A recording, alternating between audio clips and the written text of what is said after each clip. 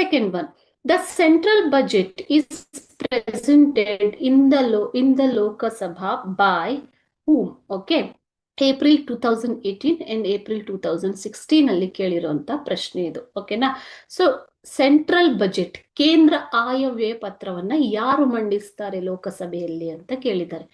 Option A chief minister, option B prime minister, option C state finance minister, option D union finance minister.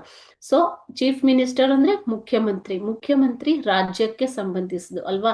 So ಅವರು ಕೇಂದ್ರ budget ಅನ್ನ ಮಂಡಿಸೋದಕ್ಕೆ ಆಗೋದಿಲ್ಲ. Chief minister is the minister of state. Okay, so he cannot present the budget. So A option ಸರಿ ಅಲ್ಲ.